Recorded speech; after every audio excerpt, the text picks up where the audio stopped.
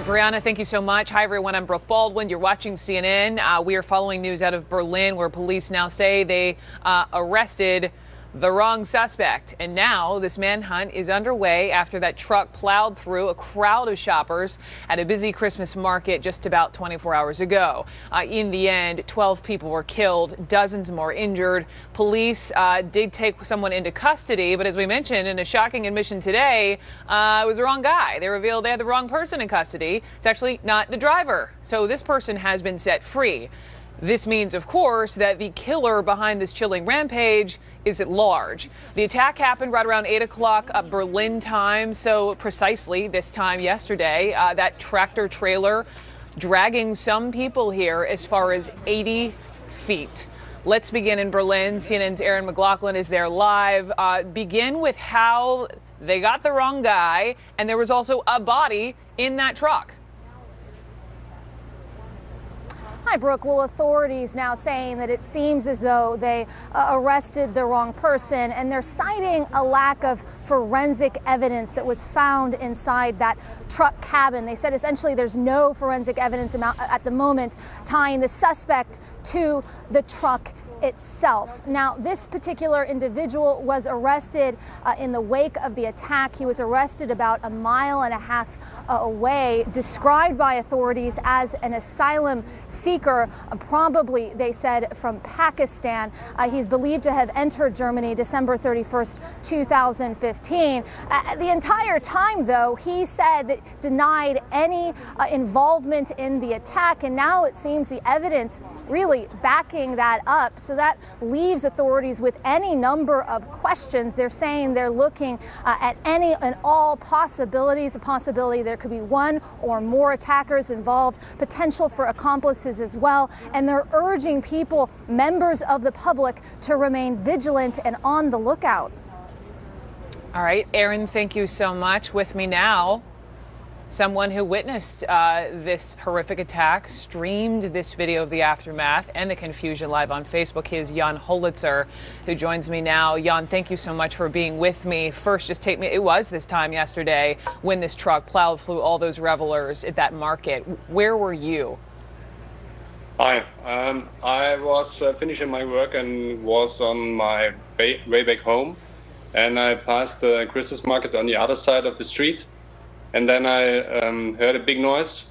The truck smashed the small booth on the market, and I could hear screams, and then I saw the truck came out of the market again on the street.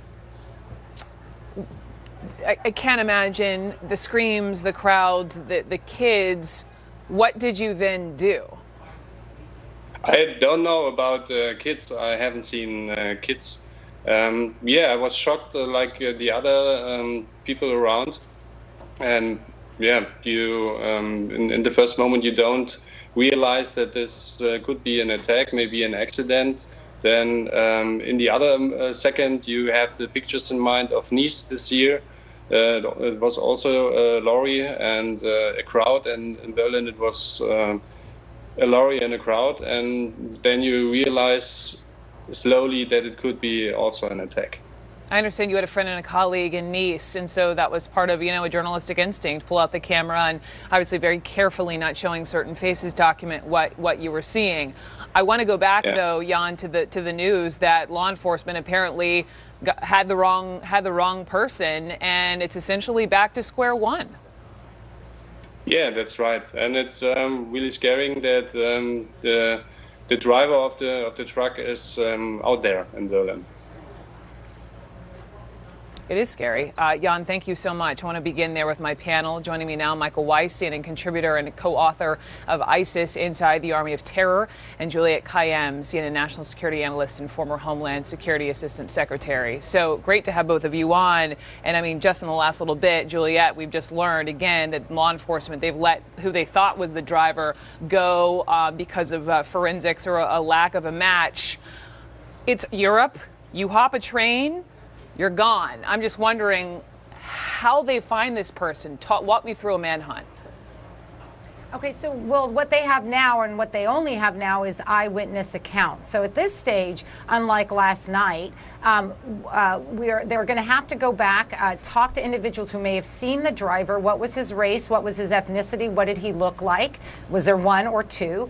Look at video cameras that may be on buildings and iPhones and everything else that might give you a visual of who this person is, and then you figure out where he might have gone.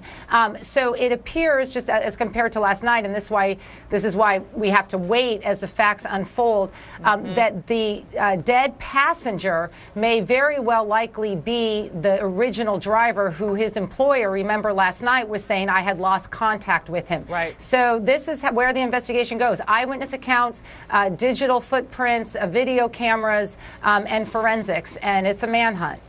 And so, Michael, it's, was this person working alone? Was there a small network? Was this part of a cell? How far could this person have gotten? What questions are you asking?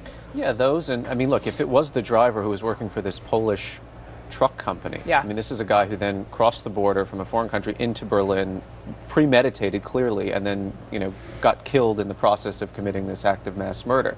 If it's not, then, as I said yesterday, there's a level of operational security and sophistication here, because that means there's an unknown assailant running around who took the decision, not only am I going to wage an act of mass murder, but I'm going to hijack a truck, and not just any truck, but a truck with 25 tons of steel in it, so it's a battering ram of a vehicle, and kill the driver of the truck. I mean, so he will have had to have surveilled the truck and, found a way to take it over, and then, plow into a bunch of people.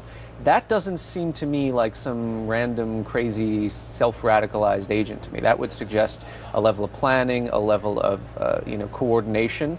Again, it's too soon to tell. And we know they're investigating as a terrorist attack. They are. Obviously, it's way too soon to know definitively. And nobody has claimed credit. Right. I mean, there have been false allegations. But that doesn't always match. Doesn't always match, and sometimes it does take. Hey, I mean, there have been Al Qaeda attacks that have taken weeks, if not months, until they've come out and accepted credit for it. But yeah, something about this now, and the fact that they got the wrong guy, let him go, it's a little worrisome. Juliet, what do you think? The way the attack was carried out, what does that say to you? Well, I agree with Michael. I mean, look, it's not crazy to think that this is tied to ISIS or a terrorist organization, just simply because of the MO reflects what we saw in Nice and some of the writings of ISIS and others. Exactly. But now what we don't want is we don't want German officials or even Interpol officials to be only looking in one direction, because when that happens, they may miss the forest. And so this is why, we're sort of at ground zero in terms of an investigation, because you don't have, it appears that they just have no idea who it is. And this is disconcerting for not just the other European countries, but obviously here in the United States, where we're entering a really busy week with the holidays and a lot of mass gatherings, and sort of what should be our positioning vis-a-vis whether this is a random thing or if this is part of an onslaught of attacks like this. We're going to talk in a minute about what's happening just sort of on the domestic front in the wake of what happened in Berlin. But last question to you, Michael, big picture, and by no means am I inferring these are at all related, but I think it's noteworthy. Yeah. You have what happened there. You have the gunman in Turkey, right, who takes down and assassinates that ambassador, yelling, "Do not forget Aleppo." In Zurich, a gunman shot up a mosque. 52 soldiers were killed in a suicide bombing in Yemen, ISIS claiming responsibility there, and another series of deadly shootings in Jordan. Again, they're not all connected, but what's happening? Well, they're not all connected, but they are. There's something in the air now, and the loss of Aleppo. I mean, you have to understand, this is an ancient Sunni Arab city. The fall of it to the Assad regime, but really to Iranian-built Shia militia groups and death squads backed by Russian air power, and, if the Wall Street Journal is to be believed, Russian special forces on the ground. This is going to be a rallying cry for a whole new generation of Sunni jihadists. There are going to be kids growing up looking to exact revenge for the fall of Aleppo.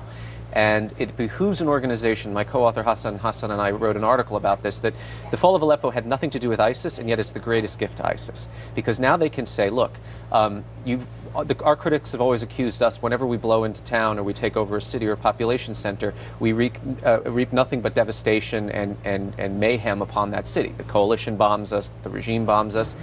ISIS was nowhere in Aleppo, and it was still a Sunni city that fell, and it fell to the enemy. So there's a fever pitch of sectarianism in the Middle East, and it's going to lead to people becoming radicalized, people imbibing the ISIS and Al-Qaeda ideology, and people wanting to conduct acts like this. And, the most important thing, even though the U.S. didn't bomb Aleppo, in the ISIS conspiratorial matrix, we are just as guilty as Russia and Iran and Bashar al-Assad. Never forget that. That is part of Abu Bakr al-Baghdadi's sort of grand narrative. It's the U.S. and Russia backed by Iran and all the Shia. That's painting a target on all of those entities' backs, frankly. Thank you. We're going to talk about that assassination in a couple of minutes, but for now, thank you so much. Sure. Michael Weiss, Julia Kayyem. In New York City, police are stepping up security. NYPD now moving highly trained teams to a number of high-profile locations around the city. Let's go to Bryn Gingras, who can explain, Bryn, when we say, heightened security measures, and of course it's a busy holiday time in New York, what do they mean? What are they doing? Well, certainly, Brooke, in New York, the NYPD has this city covered. I mean, there's always sort of a heightened security here, but certainly they sort of move around their units to make sure that certain areas have more security, like the Christmas markets, one of which we are standing in front of. There are about a half a dozen around the city that we're seeing heavily armed, highly trained officers, part of those counterterrorism units here with their presence shown. Now, of course, you're not seeing them right now. We have video for your viewers, but I can tell you that's the point. According to the NYPD, they are scattering around, being unpredictable so that there's no pattern, really, that a terrorist or potential terrorist could follow. But let me show you this. You can see the NYPD cars, Brooke. They are also just parked around Columbus Circle where this particular market is. And that's really just a barrier. That's another layer of protection that the NYPD takes. And I witnessed it for myself, Brooke. About an hour ago, there was a van who actually came up to this part of the circle. It parked right here. It really didn't have any markings on it. And those counterterrorism officers went right over to that van and said, "You can't park here. What are you doing here?" And asked a lot of questions, made sure that he moved that van immediately. So they do take action. We've also seen those officers going through the market, talking to patrons, talking to vendors, asking questions exactly, what to be on the lookout for as they keep a watchful eye. It's important, Brooke, though, we should note the NYPD says at this point, though, there was no credible threat against New York City, Brooke. NYPD, they don't mess around. Bryn Gingras, thank you very much. Coming up next.